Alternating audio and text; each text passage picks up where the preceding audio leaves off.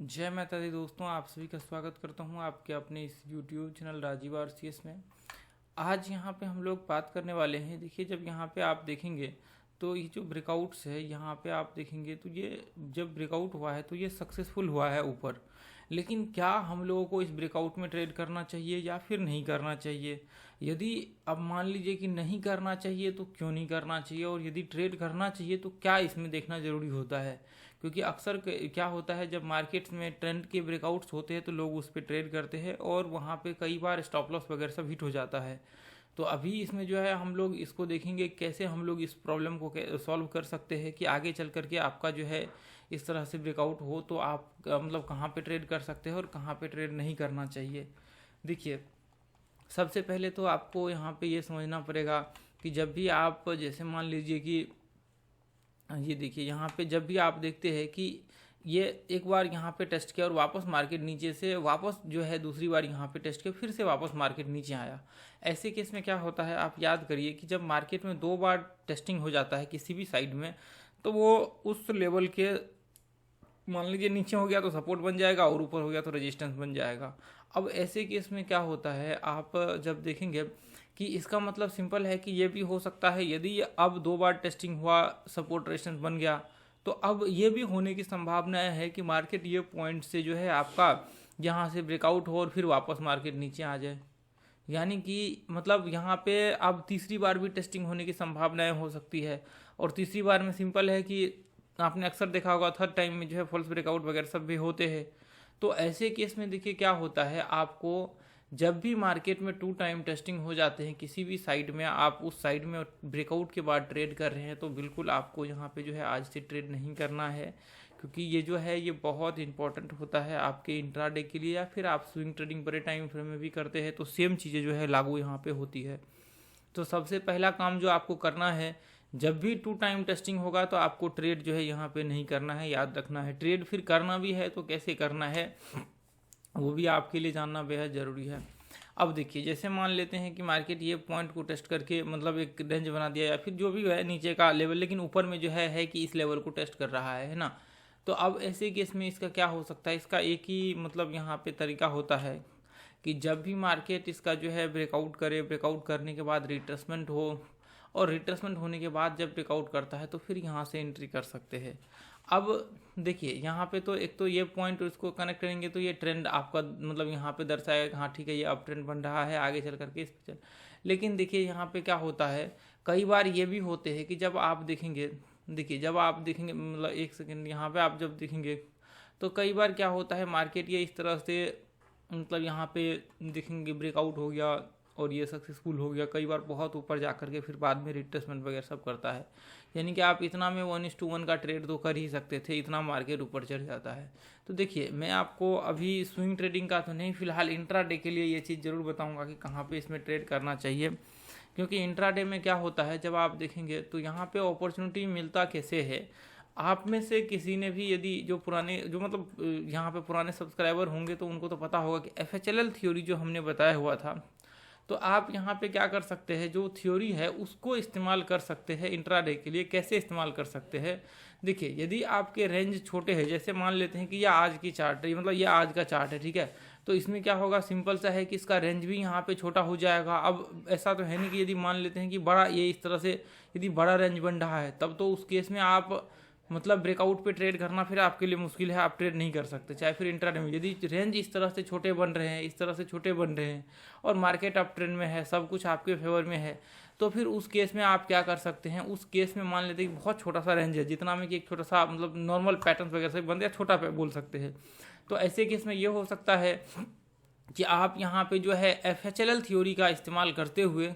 Closing के बाद ऊपर जो है आप एंट्री कर सकते हैं। लेकिन मार्केट आपको मतलब यहाँ पे आपको ये चीज़ देखना पड़ेगा, डेफिनेटली आपको ध्यान में रख करके चलना पड़ेगा कि क्या जो मार्केट है वो अप ट्रेंड में है या फिर नहीं। ये चीज़ें आपके लिए बहुत ज़रूरी है। अब मान लेते कि बहुत ज़्यादा मतलब बहुत टाइम यहाँ पे स्पेंड कर दिया फिर तो नहीं करना, मतलब कुछ टाइम के लिए, जैसे करंट में मार्केट है अभी, जैसे यहाँ पे देखेंगे,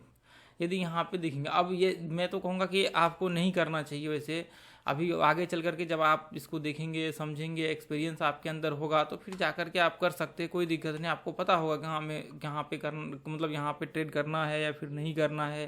या फिर क्या डिसीजंस लेने हैं, तो फिर आप आराम से आगे चल करके बाद में कर सकते हैं, है ना। तो यहाँ पे आप देखेंगे मार्केट में ये पॉइंट्स है जहाँ पे रिट्रेसमेंट हुआ और फिर वापस ब्रेकआउट किया, तो ये पॉइंट्स में देखेंगे तो यहाँ से आप एंट्री कर सकते हैं, लेकिन ब्रेकआउट एक कैंडल क्लोज होने के बाद, जैसे ये कैंडल है तो यहाँ से एंट्री कर सकते हैं, स्टॉप लॉस यहाँ लगा करके ऊपर का 1:1 का टारगेट यहाँ पे लगा सकते हैं। तो आपको देखिए सबसे पहला जो काम करना है वो ये करना, ये रेंज बहुत छोटा सा है इसलिए इसका ब्रेकआउट हुआ तो सक्सेसफुल, और दूसरा चीज़ क्या है कि मार्केट में बहुत बड़े बाइंग आए हुए हैं इसलिए ये चीज़ देखने को मिला। नहीं तो अक्सर आपके ऐसे में भी कई बार स्टॉप लॉस हिट हो जाता है, तो ऐसे में भी हम लोग क्या करते हैं, रिट्रेसमेंट के बाद ही एंट्री का जो है व्यू बनाते हैं। तो आपको जो सबसे पहला काम ये करना है कि जब भी आप ऐसे कंडीशंस में ट्रेड कर रहे होते हैं तो उस कंडीशंस में आपको क्या करना है, उस कंडीशंस में आपको रिट्रेसमेंट का जो है इस्तेमाल करके यहाँ पे चलना है। और फिर उसके बाद अब दूसरा चीज़ यहाँ पे भी देखिए एक चीज़ और होता है, जैसे मान लेते कई बार मार्केट चढ़ जाता है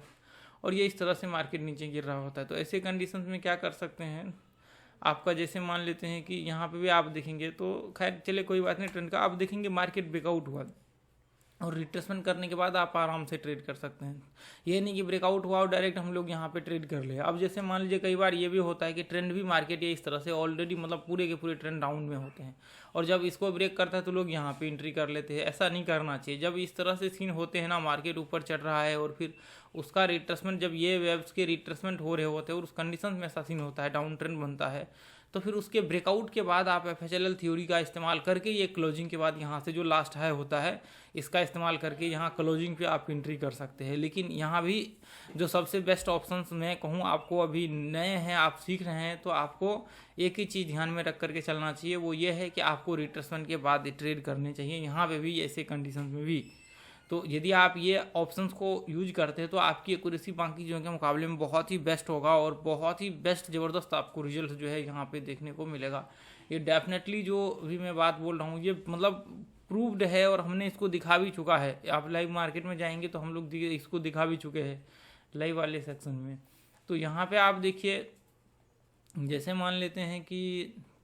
कोई यदि साइडवेज, जैसे ये देखिए, जैसे ये अभी का सीन है, तो अभी यहाँ पे देखिए मार्केट में पूरे के पूरे मतलब एक तरह से बोल सकते हैं कि साइडवेज जैसा जो है यहाँ पे सीन हो गया। अब इसका ब्रेकआउट होगा रिट्रेसमेंट के बाद आप आराम से कर सकते हैं, क्योंकि मार्केट यहाँ से लेकर के देखिए ये पॉइंट से कंटिन्यू मार्केट यहाँ तक चढ़ा हुआ है, इसमें नॉन स्टॉप रिट्रेसमेंट, तो हम लोग इसका रिट्रेसमेंट भी तो बोल सकते हैं ना। तो ऐसे कंडीशन में फिर इसका छोटा सा ब्रेकआउट के बाद रिट्रेसमेंट होता है, आप आराम से ट्रेड का व्यू बना सकते हैं, इसमें कोई दिक्कत यहाँ पे नहीं होगा। ठीक है, तो अभी जैसे देखिए, जैसे मान लेते हैं कि यहाँ पे देखेंगे, यहाँ पे यदि देखें तो ये बहुत छोटा सा जो है यहाँ पे आप देखेंगे रेंज बना हुआ है, और ऐसे कंडीशंस में आप देखेंगे ये यहाँ से ये इस तरह से मार्केट यहाँ पे 2 टाइम का, उसके बाद फिर वापस ब्रेकआउट हुआ। तो ऐसे कंडीशंस में FHLL थ्योरी वगैरह सब यूज कर सकते हैं, लेकिन कोई बात नहीं है। यहाँ पे जो है देखिए, जैसे मान लीजिए कि यहाँ पे आप देखेंगे ये पॉइंट से जो है W पैटर्न्स वगैरह सब बनाया है, तो ऐसे में हम लोग ये भी मान करके चल सकते हैं कि ये ऐसा बोल सकते हैं कि यहाँ पे एक बड़ा सा रेंज बना है। ठीक है, ये भी एक हाई मार्केट लगाया, वापस मार्केट इस लेवल को टेस्ट करके नीचे आने की संभावना। तो आप क्या कर सकते हैं, इसके ऊपर जा करके यहाँ पे रिट्रेसमेंट के बाद जो है आप एंट्री का भी वगैरह सब बना सकते हैं, कोई यहाँ पे जो है दिक्कत नहीं होगा। तो ऐसे कंडीशन जैसे यहाँ पे ये देखिए, यहाँ पे जैसे मान लेते कि ये इस तरह से है, आप देखिए कितना ऊपर चढ़ गया। ऐसे में तो चलिए ठीक है, गैप अप वगैरह सब का है, ओपनिंग का है, तो रिट्रेसमेंट के बाद जैसे यहाँ पे रिट्रेसमेंट किया है ना, लेकिन ये अब इतना ऊपर जा करके नहीं, यहाँ पे रिट्रेसमेंट करेगा तो फिर आप आराम से एंट्री का जो है व्यू बना सकते हैं, कोई दिक्कत यहाँ पे नहीं होगा आपको। ठीक है, यहाँ पे जैसे मान लीजिए ये देखिए मार्केट यहाँ पे देखिए इस तरह से नीचे गिर रहा था, है ना, और चलिए ये गैप अप ओपन हुआ है, ओपनिंग वाला कैंडल है, तो हम लोग थोड़ी देर के लिए उसको छोड़ दें। यहाँ पे देखेंगे तो आप देखेंगे मार्केट बिल्कुल जो है इस लेवल को इस तरह से मार्केट टेस्ट करते हुए और आगे चल करके देखिए ब्रेकआउट हुआ, रिट्रेसमेंट हुआ और यहाँ से मार्केट ऊपर चढ़ा, और मार्केट ऑलरेडी अप ट्रेंड में है। आप ध्यान से देखेंगे तो मार्केट जो है ऊपर चढ़ रहा है, ऐसा नहीं कि मार्केट नीचे गिर रहा है। तो इस केस में आप क्या कर सकते हैं, आप यहाँ से ऐसे कंडीशंस में जब सीन बनते हैं तो आप आराम से ट्रेड का जो है व्यू बना सकते हैं, लेकिन इसके साथ साथ मल्टीपल एनालिसिस भी ज़रूरी होता है ना, तो वो भी आपके लिए ज़रूरी होता है। यहाँ पे भी देखेंगे, ये कंडीशंस में भी देखेंगे तो ये वहाँ उसका थोड़ा सा मतलब लेवल जो है बड़ा हो जाएगा, क्योंकि यदि मैं यहाँ से डालूंगा तो ये इस तरह के हो जाएंगे लेवल्स। तो यहाँ पे देखेंगे, यदि मैं यहाँ नज़दीक का देखूँ तो यहाँ पे आप देखेंगे ये पॉइंट से ब्रेकआउट के बाद, रिट्रेसमेंट के बाद ऐसे कंडीशन में, क्योंकि मार्केट अप ट्रेंड में है, ऐसा तो है नहीं कि मार्केट डाउन ट्रेंड में है, तो ऐसे केस में जो है आप स्टॉक्स का इस्तेमाल कर सकते हैं ट्रेड करने के लिए। जैसे मान लीजिए यहाँ पे देखेंगे तो ये कंडीशंस में रिट्रेसमेंट के बाद हम लोग कर सकते हैं FHLL थ्योरी यूज कर सकते हैं, लेकिन आपको अभी यूज नहीं करना है। अब मतलब हालांकि यूज तो नॉर्मली हम लोग करते हैं, लेकिन कुछ कुछ कंडीशंस होते हैं जहाँ पे यूज नहीं करने होते। जैसे मान लीजिए कि अभी पीछे का जो कंडीशंस था जहाँ पे मार्केट के बिल्कुल हाई थे, उसके विषय में भी हमने बात की। यहाँ पे जैसे मान लेते हैं कि ये है तो ऐसे कंडीशन में यूज कर सकते हैं। ये जैसे मान लेते हैं कि ये ब्रेकआउट है, या फिर तो यहाँ इसके बाद ही यहाँ पे होगा, ये पॉइंट्स के बाद ही, क्योंकि मार्केट्स में ये हाई है, फिर वापस मार्केट जो है इसको टेस्ट किया तो ठीक है, कोई दिक्कत नहीं है। यहाँ पे आप देखेंगे ये तो बैंक निफ्टी तो आज दिन भर फ्लैट ही है। जैसे यहाँ पे देखिए ये चलिए यहाँ पे तो ये जो है एक रेंज टाइप यहाँ पे बनाया हुआ है ये पॉइंट्स में। जैसे यहाँ पे देखिए मार्केट ये पॉइंट से जो है, हालांकि यहाँ पे रिट्रेसमेंट किया उसके बाद फिर ब्रेकआउट हुआ, तो खैर इसको तो कोई बात नहीं, इसका तो फिर वो नॉर्मल ही एंट्री में आ जाता है ये, ठीक है। तो इसको थोड़ा सा आप जो है जैसे मान लेते हैं यहाँ पे, ये देखिए यहाँ पे देखिए ये पॉइंट से मार्केट रेंज बनाया और ब्रेकआउट हुआ, रिट्रेसमेंट कर रहा है, और ब्रेकआउट के बाद फिर ऐसे कंडीशंस में एंट्री वगैरह सब जो है होता है, ठीक है। जो अभी आप देख रहे हैं ये कंडीशंस ठीक है, परफेक्ट था। अब यहाँ पे देखेंगे